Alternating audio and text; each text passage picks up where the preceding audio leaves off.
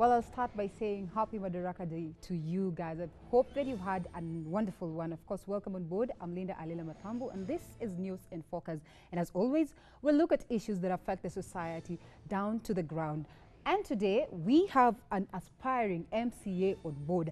MCA for Kahawa West. Well, not really MCA for Kahawa West, aspiring to be MCA for Kahawa West. He's Honorable Moreira. I call him Honorable Moreira, but he is Josiah Moreira. We need to understand why he has decided to eye for this particular seat amid the very many issues, the wrangles that we're having in the political arena. So, Karibu Sana Moreira. Many thanks for finding time to be here with us today. Yeah, asante. And indeed, we want to state straight to the point, of course, at this tender age, at this young age. Why is it that you've decided to go the political direction? Well, in most cases, we always say that youths are supposed to take up the challenge of becoming politicians and the likes, but really, it is a system that it's not an easy thing to get a youth, vying for such big seats, vying to be there, of course, in parliament and just to fight along with these other grown-up guys. Yeah, the issue is that, previously people have been thinking that leadership is for the old people. But according to me, in a political content, somebody like David, he became a leader at a very young age. And also there's this man, people haven't known in the Bible by the name Josiah. He became the king of Israel at the age of 8 years. Josiah as you. Allow me to call you Mheshimiwa. How old are you? Is it right? Right now I'm heading 23 years. You're heading to? 23 years. You're joking, Mheshimiwa. Like really? And then you eyeing this big seat, the MCA. Well, in as much as it's not as big as, yes, we might call it big, but then how is it that at the age of 23 you would think of doing that? Actually, MCA seat is for the youths. Yes. If you are 18 years and above, you qualify to become an MCA. Like you see the case of Kilimani Ward, whereby we elected a very young man, a UN student by the name Moses Yogeto. He's my age mate. So if youths can be given something, they can be given a platform, actually they can do something better compared to that slogan that it's all the people who can rule. Even the youths, they have the voice. They know what to do, they can forecast something that will come. So if they're being given a chance, and in Kenya, youths, we are many. So if we come up, we form a forum that youths, it's our time, something good will be happening in this world. Well, could you be having a leadership background? Have you been a leader somewhere before? Or this is the first time that you are aspiring to be one? Actually, leadership is something that somebody is being born with. Like in primary school, if you are appointed to become a prefect, a monitor, in high school you are captain. So that is leadership. If somebody appoints you for you to lead a certain group, that means there's something in you. Of course, to my question, is it the first time that you were looking into a leadership position, or you have been a leader before? This is my first time to go for MCA seat. Yeah. Actually, I wanted to go the year 2013, but due to unavoidable circumstances, I didn't make. But this is the 2017 year. How avoidable were they? Is it issues to do with finance, issues to do with maybe the educational background, or what? It's not about education. MCA, once you are a Form 4, you have a Form 4 certificate, you qualify to become an MCA. So the year 2013, the way I was planning things, they didn't went well, successfully. But now it give me time to buy time. You think you're good enough? You have all the money? Yeah, not for the campaigns? Not only the money. Some people have negative assumption that for you to become a leader, you must have money. But really, somehow, unfortunately, that is how it is in our country. Yeah, but if the youths come up and they know that money is not leadership, there's no need somebody buy you with 200 shillings. You elect him for 5 years, and then you suffer the rest of your life for that 5 good years. Reality. Right now, probably you're doing your campaigns down the ground. You're trying to reach out to the youth. You're trying to reach out to everyone in the society of Kahawa West, just for them to get to know you. Truth be told, are you not using money at some point in time? Maybe you can start by telling us what are some of the events that you're having on board, like as we're speaking right now. Yeah. And I'm sure they cost a lot. Yeah, actually, mostly I do work with the church. I'm a Christian and I do fear God. So every Sunday I have to attend every church in Kahawa West. I talk to pastors, I talk to the residents, I talk to congregations. And in terms of projects, we are working so hard to come up with a movement that matters on environment, a movement that matters on how to empower poor people, Yeah. A movement that is able to know the importance of sports. Like now, this coming Wednesday, it is coming Sunday, there will be my launching of on Moreira Cup, which will empower the youths to know the importance of sports. Yeah. So if somebody can play well, we can see the connection, maybe join one of the clubs in Kenya, Gor Mahia, FC Leopards, Savannah FC, blah, blah. All right. So that's what we're working hard on. Okay, before we get to know what you're going to do different as an MCA in Kahawa West, maybe let's talk about yesterday. We'll take a recap of what happened yesterday in Nyeri with the MCAs. There were claims that the MCAs were trying to sabotage the development in Nyeri, and of course there were issues with the big fishes down there. What would you say about this particular occurrence? You know, people think that when people elect you to become a leader, when you reach there, it's a matter of gambling. You want to gamble everything, and you leave the other people, the one who elected you. But it's a matter of them. if you can't beat them, join them. You know, sometimes you really go there with good intentions. Everybody does go there with good intentions, but somewhere along the line, it just turns out to be a different story. Yeah, that's why I say my politics is unique. And I do tell youths, whenever we meet with youths, whenever I meet with the old Wase, whenever I meet with the mamas, the only thing I tell them is that don't focus on somebody who you really know that if you elect this person, you won't see him, but you'll see him after 4 good years, nearer to the campaign. That is when that person will come and pretend to be good. Why don't you vote somebody who will be within you, somebody who share your ideas, somebody whom you can approach and say that if we do this and this, this one can be possible. You know, I do rely on the Confucius. It's a great philosopher from China. I think you know that man, yeah.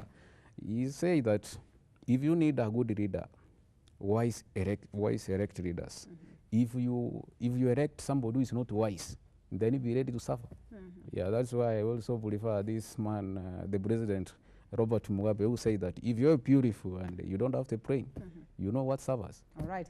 Speaking about having these people around, let's talk about what President Uhuru Kenyatta and the Vice President have been doing. You know, like in 2-3 days, they've been seen interacting with people I knew at the lowest level.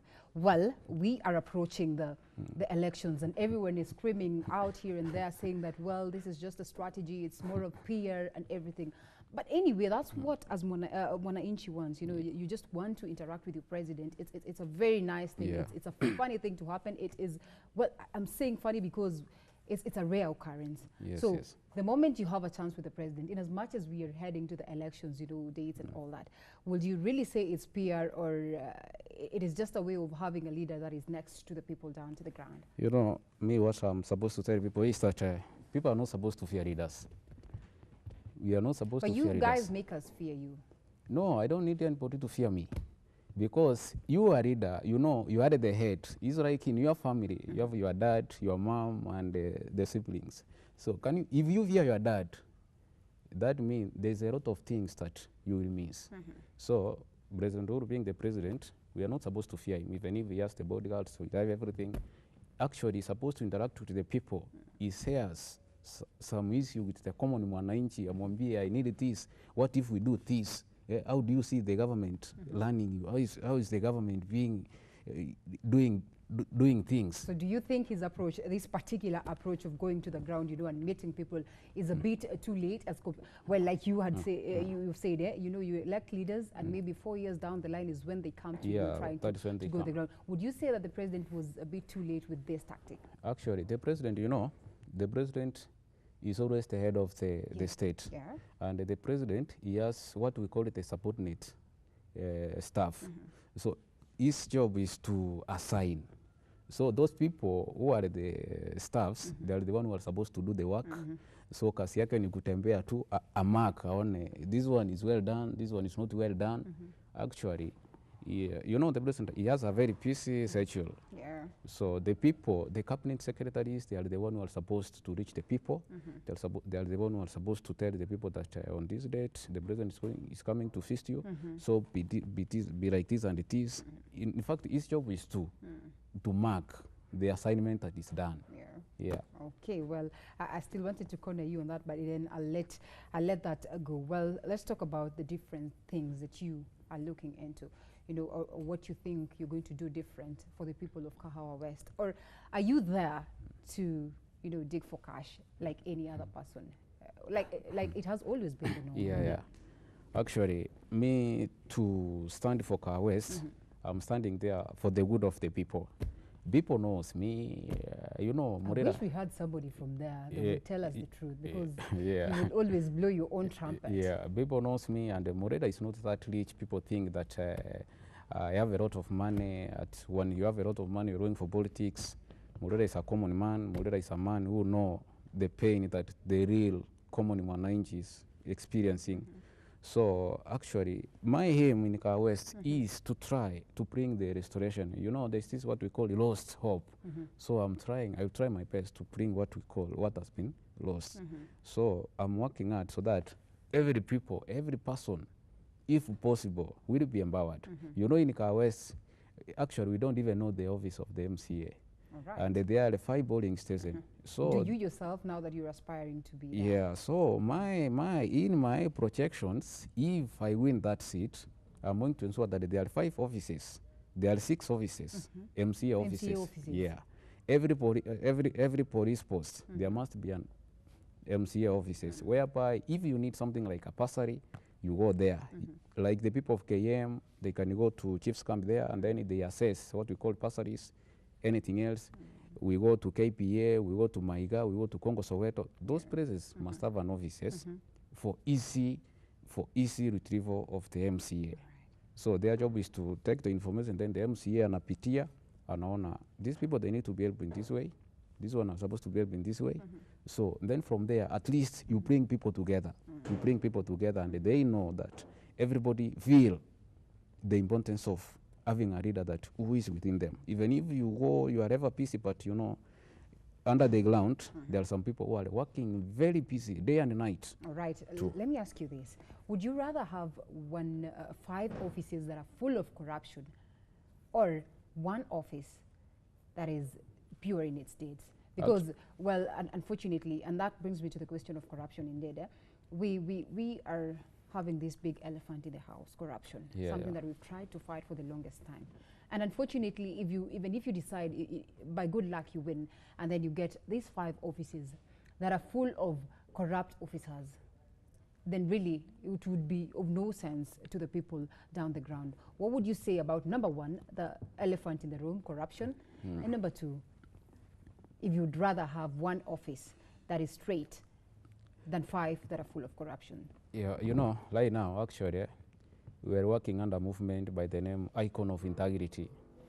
Yeah, it's a Kenyatta University movement that we come up as comrades to create, whereby You're a comrade of Kenyatta University? I'm a comrade in KU, whereby the leader is Charles Gitau. I'm working hard with that man in order to ensure that Kahawa West haitakuwa na mambo ya toa kitu kidogo, si ya macho, something for you really to achievable? Yeah, well, for I'm you not a pessimist, for you to get something. You know, young people actually, they don't believe on corrupt. It's only, you know, young people, they don't believe on corrupt. They believe on, if you can't do this, you can't achieve. You know, it's like online writing. If you can't write an article, you send it to Msungu for him to read and send you money, he can't pay you. So you have to work hard. That kind of mambo na, please fix me somewhere. I have this kind of money. No, let the person come with his own project. Akwambie, this is a clean project, and then you go through it, you see this thing can work. If implemented, it can work. And then what is, the youth fund is there. Actually, youth fund has never empowered youths. It is there, but for you to be given youth fund, you must have a logbook. You must have a title deed. Where can a youth get a title deed? Somebody of 18 years, where can he get a title deed? And where can he get a logbook?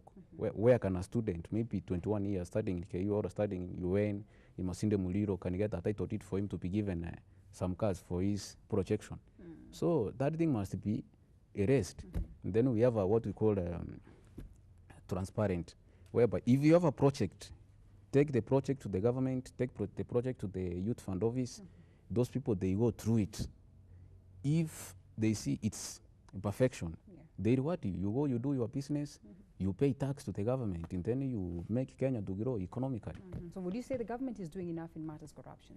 Yeah, you know, actually, the government, in terms of corruption, you know, the people who are in the government, they are the one who are corrupt. Yeah. And you know, who is a And corrupt? of course, the people, the common mwananchi, is supporting graft. Yeah, you know, who is a, actually, how can I define corruption? You know, corruption is when you need something to be done in your favor. Like even at home, you know, corruption, it even begin at home. Yes. Whereby you, Unfortunately. like, let's say you have got 5 sisters, or you have got, you are a 5 in a family, and now there's this food, like tuseme umepika nyama sasa kupakua, you are the one who tupakua. You know, lazima ujaribu kutuwekea kakubwa kiasi uwe uone. That is corruption. It's only natural. Yeah, it's corruption. So if people say, why should I pay 300,000 for me to be given a scully job? And imagine you being given a scully job, you are going to work for the Kenyan, you are going to sacrifice. You know, being a soldier like a KDF is not something easy. So it's like you buy for you to become a soldier. But you see, life is so tough. These opportunities are not there openly, So, open for us. yeah. Then you're left with no choice but to do this. So that is the thing that we are working at. Actually, the president himself to intervene and know that if you want to become a umejitolea kuwa KDF, you just go freely like US. You go freely without anything, paying anything. Actually, there are a lot of people who have graduated. They have no money for business. They have no money they can pay for them to be given data scully jobs. So those people, if the government come up with a slogan, it's way that even 10 people can come together, they form a certain project. Then that project, even of kupika mandasi, mnafungua something like a bakery, and then kasiona ni kupika mandasi, you supply. Those people, they wakae rewarded something like 50,000. 10 people, you know, that is like what? 5,000. Calculations here. Yeah, that's like 5,000. So those people, if they come together and they start selling mandazi, and by day they can make something like a profit of 2,000. It is good enough. Yeah, that is good money for them. So Alright. within something like within some few months, they can have a very good, nice, a very nice bank statement, whereby they can go somewhere, they can be given a loan, they And they do know a great border and something like that. So somebody about himself. Lakini see, you are a reader, you have money, you have everything, you don't know what somebody is experiencing. Of course, it's basically about, you know, empowering these people. Yeah, and those getting people them must be to do their empowered. best. All right. Well, let's talk about the IEBC stalemate as a moment, because that is exactly what determines the fate of any politician that any aspiring politician as of now. And if there's no stability before then, or even if there's no stability, well, clearly we are getting scared. Of course, rumor is going around. I'm not trying to support this or anything, but there's so many fears about the coming general elections. So what is your take about the IEBC stalemate? Because it is what is going to determine the fate of you in particular and the rest of the Kenyans. Actually, the slogan of IEBC, mostly people fear that, you know, nowadays in Kenya, you being the president, that is the most focused seat that everybody keeps on talking. Like, you know, if you go somewhere, ask an MP, do you think IPC can be disbanded or something like that? In fact, he'll tell you for what.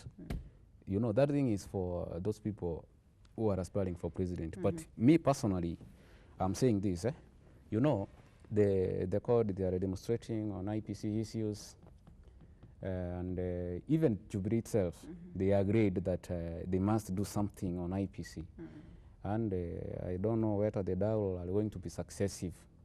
So, and the president himself, on Uhuru, you know, he said that he has no power to remove Isaac Hassan from the seat. So the thing is, actually, they are going to come up with a slogan, they are going to work hard and to come up with an agreement which can ensure that IBC is fully trusted countrywide. There will be some assumption that How IBC... How soon should this be? Because we have so many fears. Yeah, I think as soon as possible. Really. As soon as possible, that thing is going to end. By Madaraka Day, and then I guess... Day? Yeah, after Madaraka Day, and then they are going to talk about it and see what can be done. Yeah. You're sure about this? Well, supposing things are not spoken about, supposing it's not very clear, what would you say You know, will be the outcome come 2017? the outcome come 2017, for me, I do believe in peace. I don't believe like 2017 there will be chaos the way it has been it's happening the year 2007. Actually, saizi, people will come up and they know that when you fight, you are the one who lose.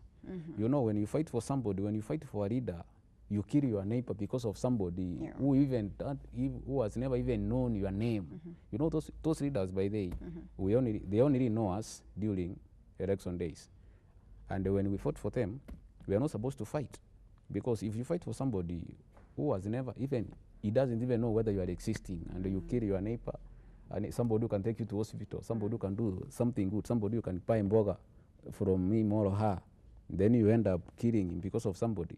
I think that one, people must open their eyes and they know that you're not supposed to fight. We are one. And the issue of fighting, why should you fight?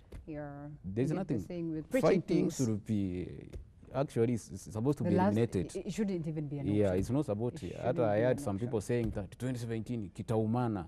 Hizo ni vitiso tu. People are not supposed to talk that. Let's say that 2017 we are going to have a very peaceful election. The one who win, we accept. The one who lose, we accept, because, you know, election is like football. Like if you are a fan of Real Madrid and versus Atletico, people thought that Atletico was going to beat Real, the cup. But unfortunately, but Akina Cristiano Ronaldo come up and take the cup. So, you know, those people, they cried. Atletico Madrid fans, Fernando Torres, they cried, but they accepted the defeat. So the thing is, even me, even if I'm going to lose, I'm not, you know, in politics, there are two options, winning and losing. If you lose, you won't die. Of course, there's a question about that. What happens if you lose? You in particular. Yeah, if I lose, I won't lose and say that now I'm a loser. No, you lose as a leader. When you lose, keep on working to the people. Because you being a leader does not mean that now you must be given a certain position. By the leadership, it's not a person, it's not something, it's not an issue of position. Leadership is how you lead by example. So if you lose, don't say now Moreira ataenda achifiche issue wapi Karioko huko achape kasi yake, nothing like that. So you lose, come with projects. Now make people know that this man, why? Mbona tukufuatia ujama? And then come 2022, they will now tell you go for MP. Actually, 2022 I may go for MP. Oh, really? Yeah. Okay, it is that. It's growing by the day. Would you really work closely upon losing? Would you work with the person who was your opponent, who was the person who was won, you know, to make the best of the ward? You know, being a leader, you are not supposed to have an enemy, something like that. Being a leader, you are supposed to love people. You are supposed to work with the people. The leader, the man who is going to win. You are not supposed to say now, Ujamali Nisinda, and then the thing is, let me go. No, work with him. Even if he can't allow you to work with him because of what we call the greed and the jealousy, you try to work with him. If you say no, then work with the people. Because all you know, leadership is for the people. Election is for the people. That's why Abraham Lincoln said that if you can't vote, if you know nothing about democracy, then you are a slave. So people are not supposed to be slaves. They are supposed to know democracy is what exists, and in fact, democracy is the 60th sense of human beings. It's democracy that drives us. So people should open their eyes and know that democracy, good leadership, a man who can assist in fully, somebody whom you can applaud, somebody who tells you, if we do this, we can achieve. Not somebody who tell you, oh, bring me money, I give you this. Then within a minute, he fires you. And there is no way you can take that person because he's a leader. He has everything. So we are fighting to eliminate that as youths. Okay, as you're speaking about that, let's talk about the vulnerable crew, youths being included, and of course the women and people with disability. What are you going to do for these particular people? I mean, you're winning, you know? And also, let's talk about how we would get to bridge the gap between employment and unemployment, which is really affecting the youth right now. Yeah, that is a very nice question. So the thing I can say is that, you know, now, the situation in Kenya, not only in Kenya, but worldwide, the cases of jobs are becoming inadequate. So the thing is, if you are unable, if you have managed kwenda class 1 up to class 8, kwenda from 1 up to from 4, you know now you have what we call an open mind. In fact, even if you are a graduate, you don't need to rely on collar white jobs. You come up with something, create a job for yourself. Like, you know, it's like an essence. There's a certain money, okay, you get. That money sell credit. You know, if you sell a credit, for you to start a credit is something like 5,000. So that 5,000, you go start selling a credit, you make just a pop or two pop a profit. And if that person can sell 1,000, just one up to 1,000, and they make 1,000 a day times 30 days, how much is that? As good as 30,000. That is 30,000 per month. That person, amezinda mtu mwenye anawaki kwa supermarket who work 24 kutoka 7 to 9, then end month he earn 15,000. He end up paying a rent, he end up paying something, then he end up having actually 300 shillings as savings. So people should come up with a slogan that we should employ ourselves. Somebody like me, I've never been employed in an office. Actually, I employed myself. I'm working so hard. I'm doing cyber issues, online things, you see, trying here and there, you see. So those are the things that youths and the mamas should be come up with. Like if I win, actually, I'll come up with a slogan whereby the slogan will be called the Molira Foundation, whereby everybody, if you have a business idea, you come to my office. You tell me that, Mheshimiwa, I have this and this. What if I can do this and this? Can it be effective? Like if a mama, I tell her what you do. If you are going to be given 10,000, what can you do? All right. Go to Githurai, nunua mboga, start selling. Yeah, and then per day you make 500 shillings. And we're good to go. Live in a house whereby you pay 3,000, empower yourself. So something like that. That 10,000, unamwombea loan from the bank. Na anapewa some specific months. Anarudisha. Unajua, if she can make 500 a day, she's going to pay that money within a short time. And even the border men, I will come with a slogan whereby you go, you rent a motorbike, you give somebody, anafanyia kazi, he makes some money, the other money, inalipa whereby that motorbike imebaiwa. I think everybody will be having food on the table. Of course. Asante sana Mheshimiwa. I call you that because we're hoping that, of course, you're going to win. Many thanks for finding time to be here with us. And we're really hoping that this thing is really going to fruition and we get the best for everybody in the country. Many thanks for always keeping it Ebro Africa, and to the team that has made this program a success. Asante sana. I'm Linda Alela Matambu. And until next time, keep it Ebro.